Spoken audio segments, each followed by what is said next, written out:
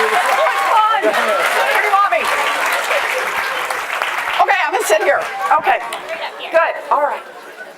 All right. Right here. Wow. Yeah. I think you got some fans here. I have a live mic. All right. Sam, how are you? It's nice to see you. Standing room only. What more could we ask for? Hello and welcome to this exciting event this evening. I want to thank you for joining us. I'm Barbara Romsek. I'm Dean of the School of Public Affairs, and I'm thrilled to see this wonderful turnout of our students and our guests. We are honored to have Senator Elizabeth Warren here with us this evening to share her thoughts on economic history and our future. In fact, you may not know this, but AU School of Public Affairs was founded during an earlier time of economic challenge. In 1934, when Franklin Delano Roosevelt signed the New Deal legislation, he needed trained federal experts to implement his plans for an expanded government role. So the School of Public Affairs at American University was created for that purpose. 80 years later, and 220,000 students later, the School of Public Affairs is one of the best in the country.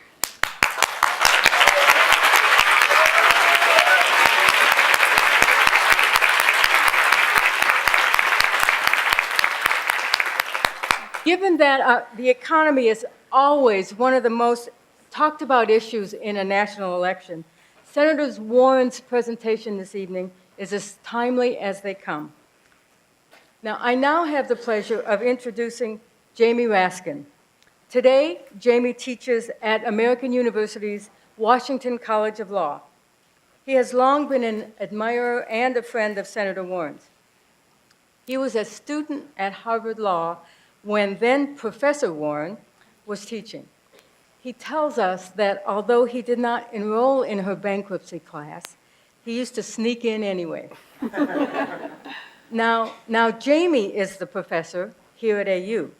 He's taught more than 3,000 students over the last 25 years. Jamie has a long list of other accomplishments. Among those, he's a best-selling author of 2 books and founding director of our law school's program on law and government. He's a state senator in Maryland, representing Silver Spring and Tacoma Park.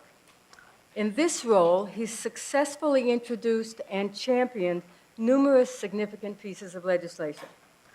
Jamie has been described as one of Maryland's top 10 most effective senators. Without further ado, please welcome Maryland State Senator Jamie Raskin, who will introduce Senator Warren.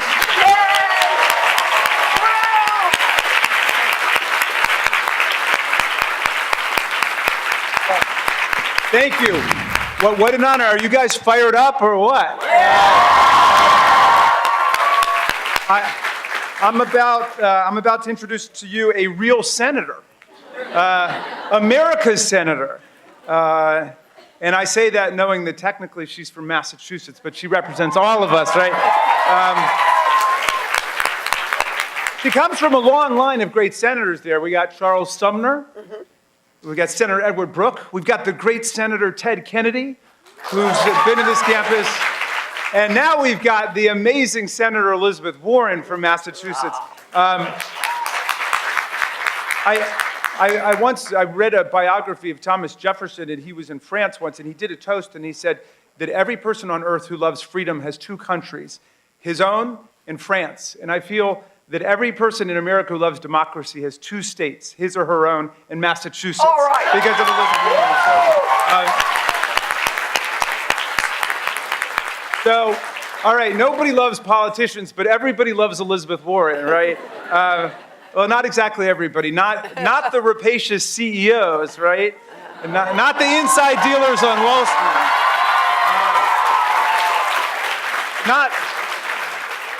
Not the presidents of phony for-profit universities that rip off their students. That's right. Not the sweetheart defense contractors, and not governors who create traffic jams for their own people. They don't love Elizabeth Warren. These people cower in fear when Elizabeth Warren enters the room, but everybody else stands up to cheer when she shows up.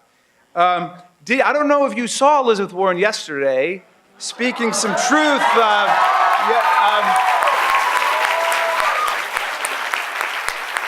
I don't know if you saw her cross-examine the CEO of Wells Fargo, who was presiding over a scam, as she put it, making hundreds of millions of dollars, pumping up the cross-selling in his bank while the companies squeezed $12 an hour employees to rip off the consumers. And I was thinking when I was watching that, what kind of a difference it made to have Senator Elizabeth Warren in the US Senate on the Banking Committee and in that hearing room. And I was trying to imagine whether anybody else could crystallize the public outrage or articulate the moral offense or the legal violations that were embodied in what took place at Wells Fargo, as far as we know, allegedly, as they say. And no, it's very hard to imagine that. Senator Warren is singular, extraordinary. She brings a unique voice to American politics. She is the undisputed master of the questions of finance and money and economics that go to the heart of American inequality today. She is the indispensable senator. But then as I watched the other senators after her, and I watched them watching her, and then I watched them taking their turns in the questioning, I realized something else truly remarkable about Elizabeth Warren. She has empowered and emboldened the other senators to do their jobs much better than they were doing them before she got to Washington. And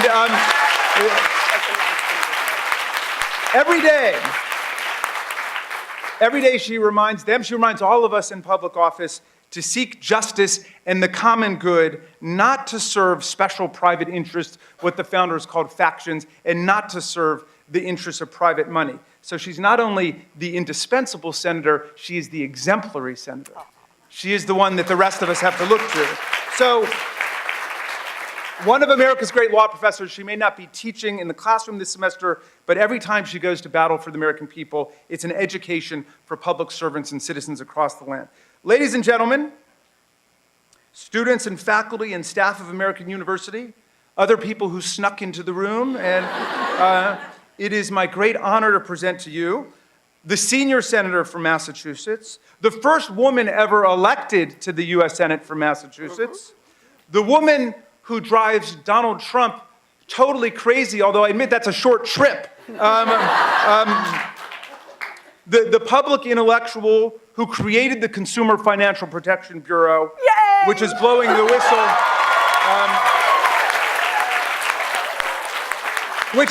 whistle, on consumer scams all over the country, predation against the American people.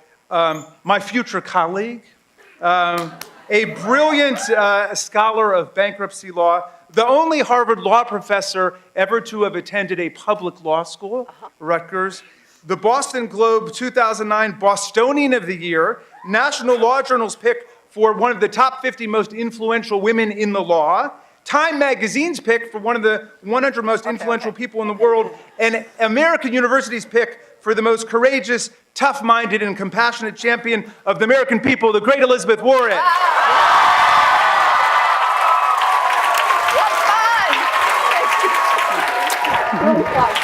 Thank you. Oh, that was fabulous. Thank you. Thank you, thank you, thank you. You guys are great. This is fabulous. This is great. So, thank you very much. Thank you, Jamie, for the really extraordinary introduction. Thank you, Dean, for welcoming me here today. Thank you, American University. I am grateful for this. This is great. So, this is an experiment that we're doing here. You know, what I feel like I want to do is I want to whip out my thumbs and have a conversation with Donald Trump.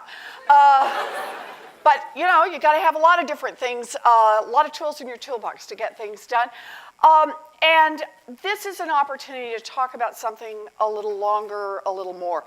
And it develops off actually the work I did as an academic, off my teaching. Only back then I had like these really horrible little kind of slides, and I had to act out the various parts of it. So I got a little fancier, and I took this around Massachusetts a little bit this summer to just kind of try it out on different people and keep working on a story about what's happening in America. And this is my first chance to take it on the road, so to speak. So you all are the folks I'm experimenting with, and I just thank you very much for your hospitality and for doing this. And for anybody who wants to, when we get through, we can all do selfies, because it didn't happen if you didn't do selfies. So we'll line up and do them down here, okay? All right. We'll figure out how to do this. Okay, that'll be right after the quiz. Okay, that we'll be doing that part. All right, so this is, some of you know me as a senator, and it has been a great honor to be serving the people of the Commonwealth of Massachusetts in the United States Senate. I love it. Some of you know me from my days of fighting for the Consumer Financial Protection Bureau and trying to set that up. That was fun. Or when I was working on Wall Street during working here, trying to bring some accountability to Wall Street following the big crash in 2008. A few of you may know, as Jamie did, that I taught for a long time at Harvard Law School. But the key part is that this has not always been my life. I had a very different life before this. My parents worked really hard. My dad sold carpeting and fencing, and he ended up as a maintenance man. My mom raised 4 kids. Those are my 3 brothers, with my mom in the middle. I am the cool short one in sunglasses. Let's face it, you're born cool or you're not. That's just how it is. See? But we were a family that was always hanging on to our place in the middle class pretty much by our fingernails. And things got pretty bad when I was in junior high. All 3 of my brothers at that point were off in the military. My daddy had a heart attack, and we lost our car. The medical bills piled up, and we were so close to losing our home that you could feel the foundation shake. And we were out of options when my mom, who was 50 years old, took her first job. She is the tall one in the plaid dress. She went to work at Sears, answering the telephones. It was a minimum wage job so that we could make the mortgage payments and keep food on the table. She saved our home, and she saved our family. But it was really, really hard, and we came really, really close to complete disaster. And for a lot of families, this story does not end well. For a lot of families, no matter how hard they work, no matter how many coupons they cut, no matter how hard they try to save, there is never enough to make ends meet. And for some families, African American families, Latino families, the system has been rigged for decades, so there never will be enough to make ends meet. And none of this will get any better unless we make some fundamental changes in this country. We all know that America is the great economic engine of the world. There have been some ups and downs, but for decades, the productivity and innovation of the American workers and American businesses has kept GDP on an upward climb.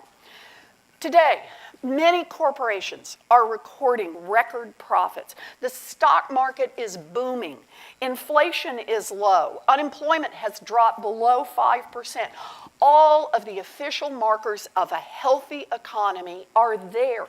It looks great. But the question is, great for whom? Back in the early 1970s, families were doing well enough that they were putting away nearly 12% of their disposable income in savings. And revolving debt, the kind you put on credit cards, that was just a small sliver, about 0.5%. In other words, families had money in the bank, not much debt. That was what was meant by a solid middle class. Today, those numbers have reversed. On average, savings have been cut by 2/3 while debt has exploded. Families today carry 15 times more debt than families did a generation ago. Less savings, more debt. Families are living on the edge of a financial cliff, and it is a long way down. Today, 1 in 3 Americans with a credit file is dealing with a debt collector, bills that aren't paid. 18-year-olds are taking on tens of thousands of dollars in student loan debt. Last year, nearly 1 million families filed for bankruptcy. That is just a little less than all of the households in Boston and Seattle and Cleveland and Atlanta combined. And it's happening every single year. You know, the American economy may look great from the outside, but for most of the families living in it, this economy looks very different. So the question I want to talk about tonight is, how did this happen?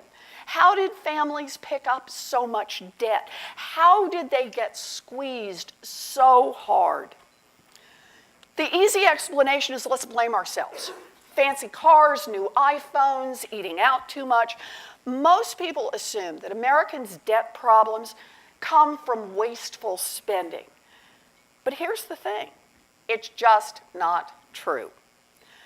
In fact, over the last 30 years or so, families have actually cut a lot of their spending. All this will be adjusted for inflation.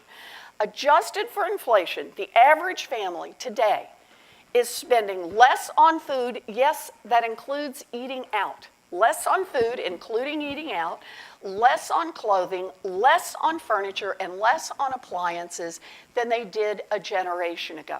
No matter how much your Aunt Edna shakes her finger at young people today, the data show that American families are not frittering away their money. They've watched their nickels, but boy, have they been slammed by the big stuff. The big fixed expenses are staggering. Families today spend 57% more on their homes, 104% more on health insurance. College, even at a state school, is through the roof. A kid today will pay tuition and fees nearly 3 times higher than in the early 1970s. And with more parents of small children headed off to work long hours, the cost of childcare is enough to rock back almost any family. Yeah, look at that one. It is no wonder that American families have blown through their savings and are taking on debts. After they deal with the big fixed costs, there's just not much left over for them to work with. These changes mean that families today face a lot more risk. You know, think of it this way. When my parents needed extra money for something like car repairs or school shoes for my brothers and me, they could cut back a little on everyday items to get by. And then the big ones, when my daddy got sick, my mother could go out to work to pay for the bills. It was a minimum wage job, but it was a new paycheck for our family. Today's families, they just don't have that kind of flexibility. They can't cut back on their health insurance or their child care. Lots of families today have only one parent, and even most two-parent families already have everyone working. So when something goes wrong, when someone gets sick or when work hours get cut, they don't have a way to pull in another paycheck. So what do? They either end up taking on a ton of credit card debt, or they go belly up on the mortgage. So how did this happen? What happened? What changed in our country? What changed? Policy. We changed our policies. We went from a country that strengthened its middle class to one that bet on its wealthiest citizens and hoped that the benefits would eventually trickle down for everyone else. So here's the story I want to tell.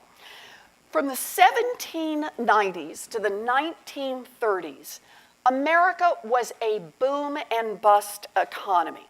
Things would go well, the economy would grow for a number of years, and then inevitably, another recession, another depression would hit, and American families would struggle with lost jobs and lost homes. But then, when the Great Depression hit in 1929, we pulled up our socks and we said, we can do better. We passed laws that made us all safer. Look at this gap following 1929. No more crashes for nearly 80 years. We also spent this time creating some real opportunities, and we built a great middle class. So let's talk about that. What did we do? First, we decided to regulate the big banks. This is what happens coming out of 1929. Glass-Steagall, yep, that is Glass and Steagall standing up there. We passed FDIC insurance. We created the SEC. All these things to make sure that we wouldn't have another crash. And it wasn't just banking.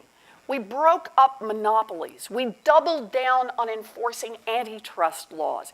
We figured that if small businesses and startups were going to get a real chance, then they shouldn't get crushed by the giants before they could ever get started. Second, we decided to invest in ourselves, in our people. We invested in education with programs like federal aid for K through 12, the GI Bill, NDEA loans, and world-class universities. We built infrastructure. This is the national highway system. We invested in ambitious research like DARPA, and we sent a man to the moon. We built Social Security and Medicare because we said we'd all pitch in together to make sure that after a lifetime of hard work, people could retire with dignity. We strengthened the right to join a union so that workers could share in the wealth they produced. And yes, that's Frances Perkins, the first woman cabinet member and the first Secretary of Labor in the United States. Pretty cool.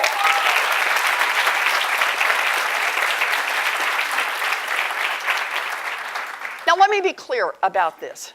Things were not perfect. Systematic racism, sexism, homophobia, bigotry meant that opportunities were not spread around equally. But over time, we were bending in the right direction. And these government investments in education, in infrastructure, in research, let us turn our hard work into real opportunities.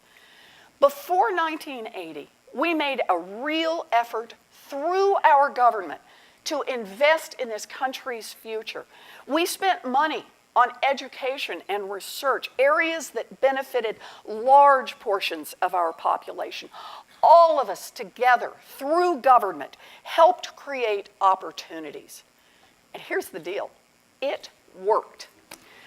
Before 1980, 90% of America happens to be wearing a Red Sox baseball cap. Hey, you make the slides, you decide what baseball cap they wear. But this represents, I just want you to get how this one's laid up. This is 90% of America, this is 10% of America. 90% of America got 70% of all the new income generated in this country. Think about that. Before 1980, from 1935 to 1980. Not perfect, but pretty darn good. This was an America where people could afford to work and have a family. This was an America where I could go to college for $50 a semester. Yeah. I know, it always sounds like, and then I landed from the moon, right? But think about that. How does that happen? Because we invested in those public universities and put the money in there to teach our kids. This was an America where my mother could support our family and pay a mortgage on a minimum wage job. Today, that just couldn't happen. Send the kids to college for $50 a semester? Right. Pay a mortgage on a minimum wage? Today, a minimum wage job will not pay the bills for a mama and a baby in a one-room apartment. The reality of American middle-class life today is very different than it was in my parents' era or even in my own. And that change is the direct result of very deliberate policy decisions made by our government, the decisions to invest in the richest Americans. Part one of trickle down was to rewrite the tax laws. Politicians in Washington decided that the wealthiest families should pay lower tax rates than middle-class Americans. Tax loopholes made it profitable for multinational corporations to go overseas. Giant corporations could stash their money in foreign countries and let the small businesses at home be the ones who paid the full freight. With all of these tax loopholes in place, corporations went from paying about 30% of the tax revenue generated in the United States to paying about 10% of it. And when that happened, it was then easy for the Republicans to say, sorry, there's no money for education, no money for roads, no money for medical research. And look, if we're being honest, there were lots of Democrats who said the same thing too. So, as the wealthiest corporations paid less and less, the result was just exactly what you would expect. We don't make the investments that we need. Our infrastructure is crumbling. Yeah, that is the Mississippi River Bridge in Minnesota that fell down. Overall, infrastructure across America today gets a grade of D+ from the American Society of Civil Engineers. As a proportion of GDP, our spending on research and development is down more than a third since the 1970s. Think about that. Spending less on the basics, on research. And what about education? That great ticket to the middle class. Well, Head Start in public education isn't a priority for those who can send their kids to private preschools and expensive colleges. Making sure our kids get a good education, all our kids, including African American kids and non-English speaking kids and special needs kids, takes money. And those tax cuts have been made up somewhere. They've been made up out of the hides of our children. The same is true in higher ed, where the costs of an education are going up, but government support at state schools is now down more than 20% in the last 30 years. After years of underfunding higher education, it is no surprise that student loan debt is exploding. So that was part one. Part two of trickle down was to fire the cops. Not the cops on Main Street, cops on Wall Street. It was called deregulation. But what it really meant was that a lot of powerful corporations could do whatever they wanted and there'd be no one there to stop them. Laws to keep banking separate from investing were repealed. We got rid of Glass-Steagall. The SEC was neutered. Antitrust enforcement shrunk. Giant businesses expanded and small businesses got crowded out. Without a cop on the beat, Wall Street got even more greedy and more reckless. They built business models, cheating people on mortgages, on credit cards, on payday loans. They loaded up on risks and they put the whole economy in danger. And we know how this turned out. In 2008, we had the greatest economic crash since the Great Depression. And anyone who thinks that the banks have changed their ways, just rerun the video from yesterday with Wells Fargo.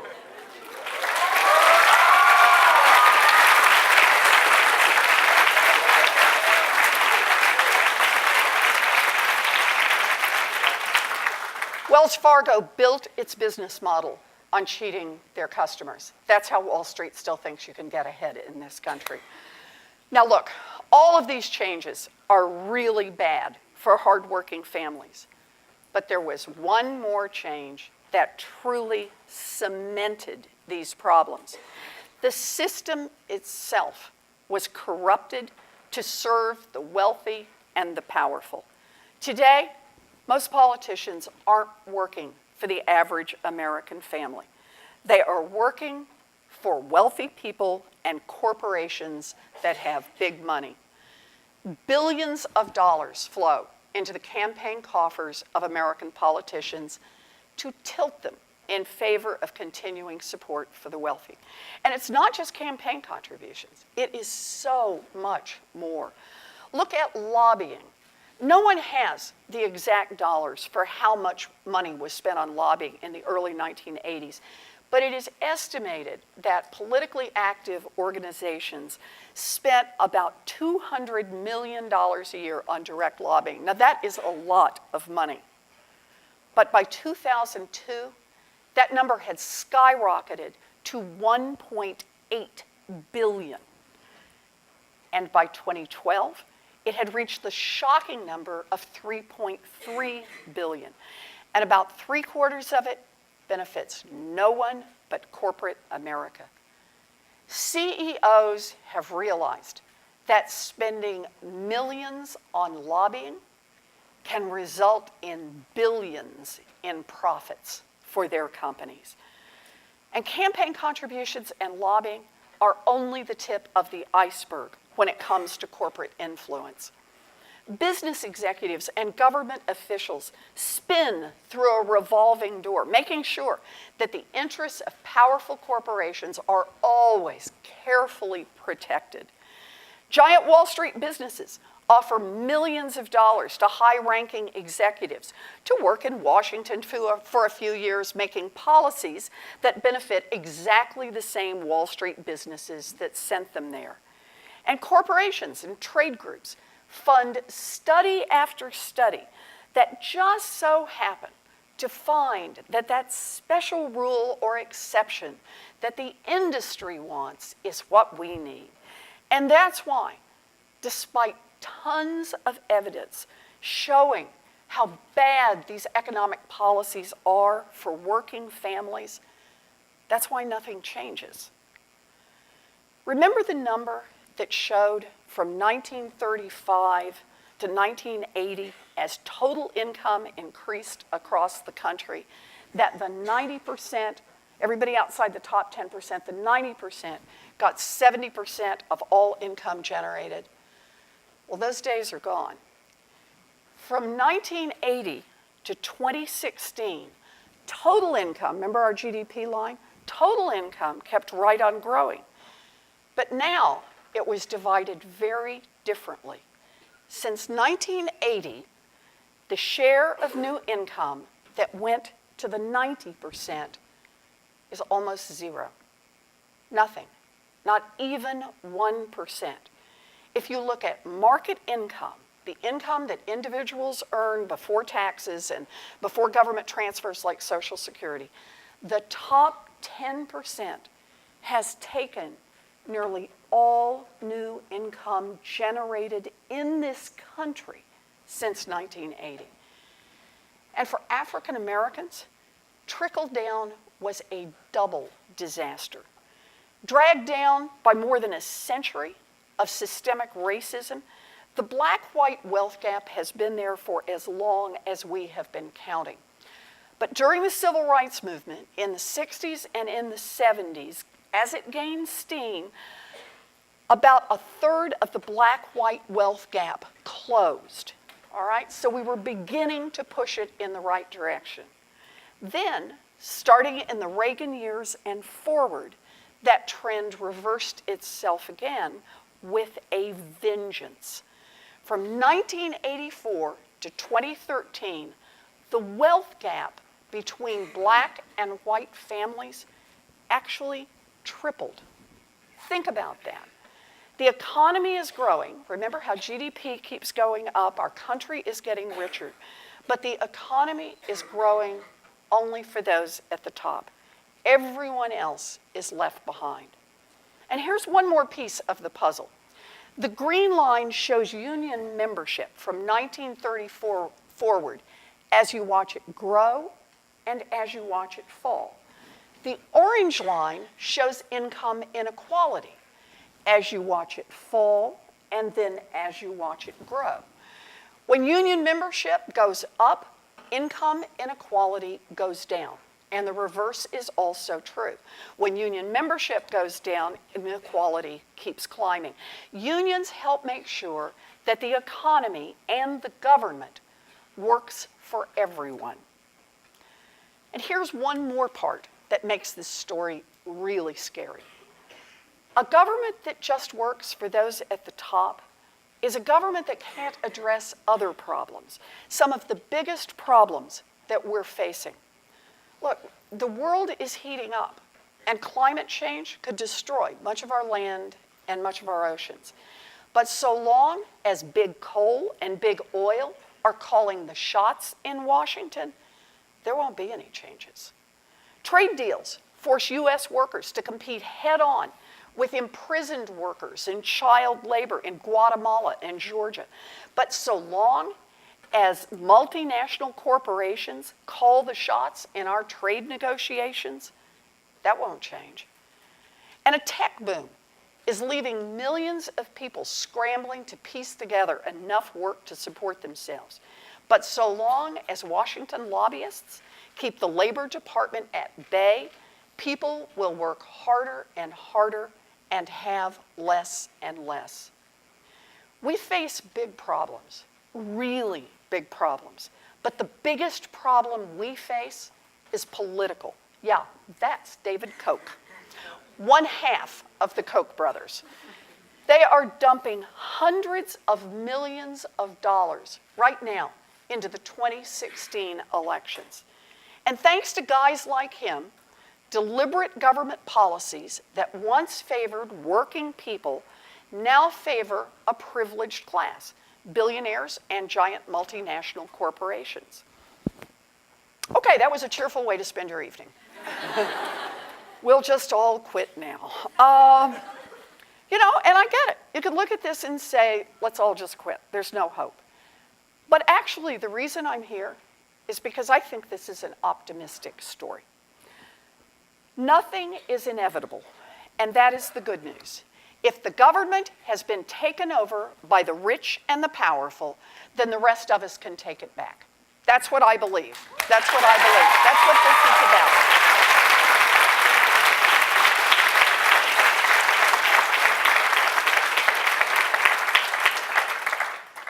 We can make our government change its priorities and once again serve American families and build a future for ourselves and for our children. We need to be making regulations that create a level playing field between the big guys and the little guys, and we need to enforce the law for everyone. You know, sitting there at that hearing yesterday, what I stopped to think about is a kid who gets caught with a few ounces of drugs is looking at jail time. But a CEO who helps his bank launder billions of dollars of drug money or cheat millions of dollars from consumers walks away with a bonus. That is not right. We have to change that. Not right. Not right.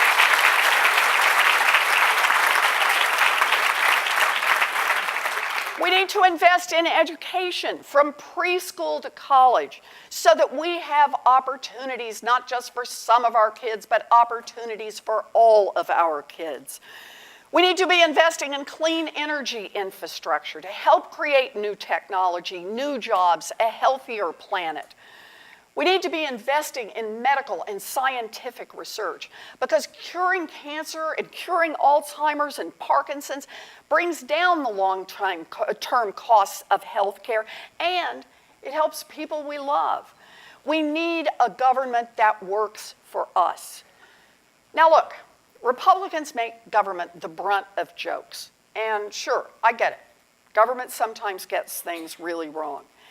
But there is a difference between a government that tries to work for us and needs help getting it right, and a government that just plain old is working for somebody else. Look at it this way. A weak government can't police Wall Street. A starving government can't invest in students. A torn government can't move decisively against climate change.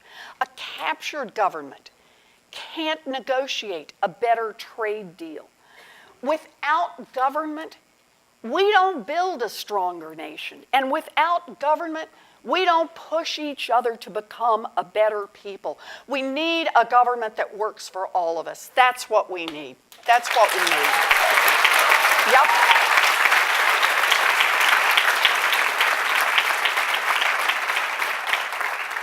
We know what we need. So the question is it realistic? Come on, Lizzie. Could we really make any of these investments without going broke?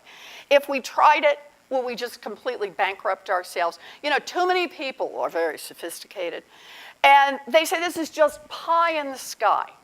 Well, they are flat wrong. There are a lot of examples, but I'm going to give you just one example to show you what we could do. If we got rid of one tax loophole, and this is the loophole that today lets corporations write off bonuses in excess of $1 million and get all the rest of the taxpayers to subsidize it. If we just closed up that one loophole, they could still go ahead and make the bonuses. They just don't get a tax break for making it after $1 million. How much money would we save? Answer?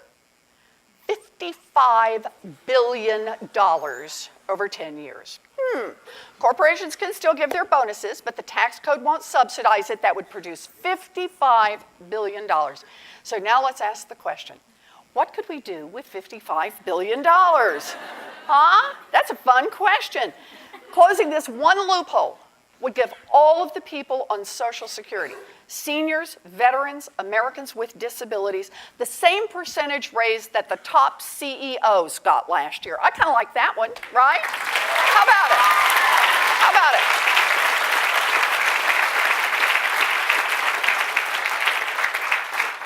Or it's just about enough to let every young person with college loans refinance your student loans down to a lower rate. There we go. One loophole. Or it would be enough to replace every water pipe in Flint, Michigan, and 67 other cities in America. Yeah.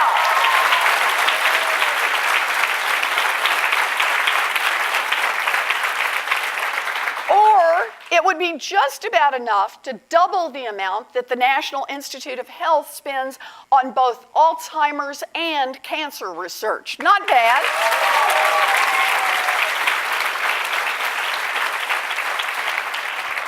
Now multiply what we get from closing one loophole to about 20 other giant loopholes. And think about what we could do if we just said that this country and this tax system should work for the American people. These are changes that the majority of Americans support. Now, I know if you watch the news, you probably think there is no issue in America that more than 50% of people support. And it is true. There are some serious issues that divide us, and that's how it is. But these issues that I'm talking about, the basic core, how we build a future issues, they bring us together. Raise the minimum wage, refinance student loans, adopt family leave, pass equal pay for equal work, regulate the banks, expand Social Security. National surveys tell us that somewhere between 60 and 75% of all Americans support these changes. The progressive agenda isn't the Democratic agenda, it is the American agenda.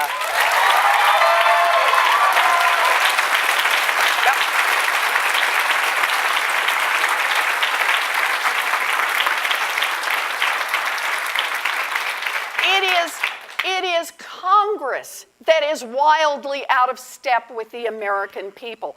Out of step because too many elected officials have sold out to corporate money and corporate lobbyists. You know, the next time you hear about gridlock, keep in mind, It's working for somebody. Special interests have invested millions and millions of dollars to keep things just the way they are. Don't close those loopholes.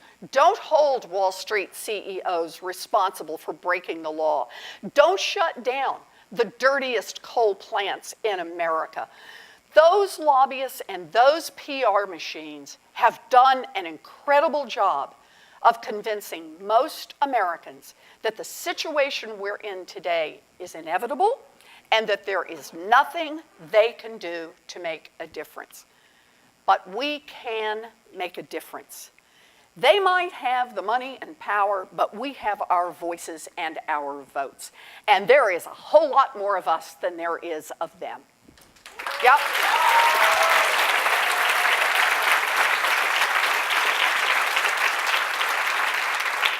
So I want to make a point that people sometimes forget.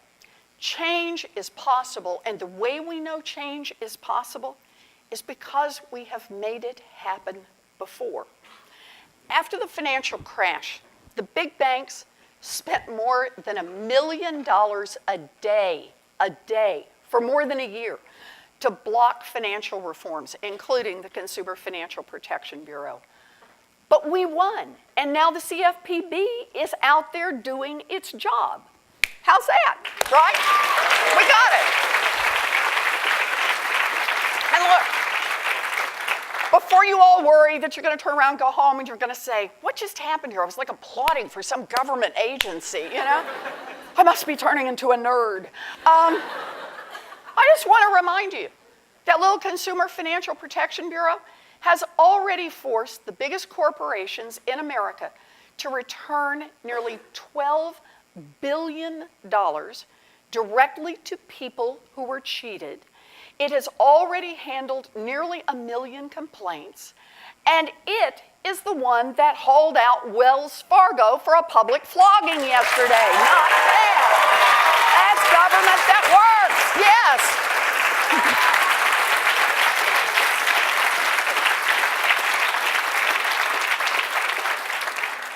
And there's action at the state and local level. 17 states are raising the minimum wage in 2016, including states with Republican governors. Change is possible. Now look, I know there are a lot of powerful interests lined up against us, and I know that a lot of times we don't win. But the worst thing we can do is to lay down without a fight. You can't win what you don't fight for, and you can't make progress if you don't aim high. And that's what this is about. Yep.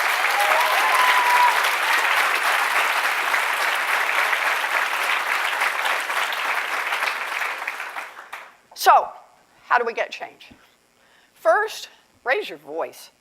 Change starts when we take the time to tell our cranky uncle or our skeptical sister why they should care about the prospects of American families and what they can do about it. Talk about these issues. It matters. And second, raise your hands.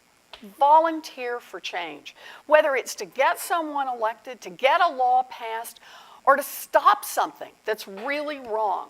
And I know that's asking a lot. I know that everyone in this room is short on time, but democracy won't survive on its own. It needs people to participate. And one more really important thing, raise questions. Don't let the people who represent you skate by without taking a stand on who they plan to work for. So I picked 4 questions. You can pick your own, but this will get you started. 4 questions that everyone, regardless of political party, should be forced to answer if they want to go to Washington and work for you. First, will you fight to overturn Citizens United and reduce the influence of giant corporations and billionaires in our democratic system? That's where we got to start. Second, will you put more cops on Wall Street and tell them to hold corporate executives personally liable when they break the law? That's what I want.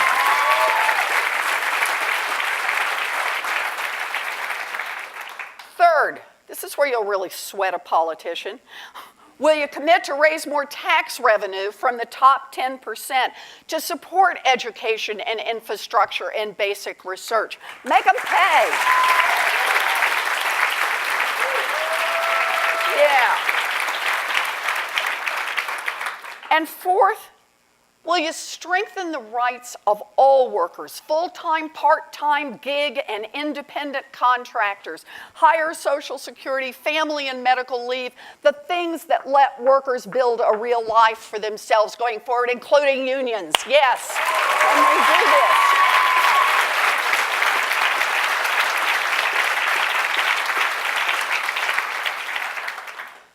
So, ask a few questions, because it all comes back to the personal.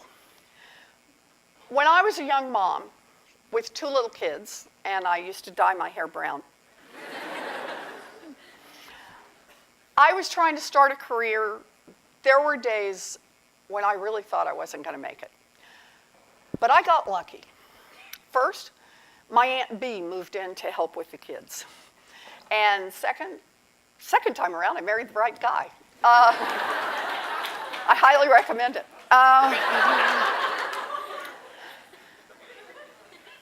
But I could build something with my life because I lived in an America that invested in kids like me. An America where you didn't have to go into debt to get an education. An America where opportunities kept opening up. An America where you could fail, pick yourself up, and try again. And that is an America where the daughter of a maintenance man and a minimum wage worker at Sears could end up in the United States Senate. I believe in that America. I believe we can build that America for all of us.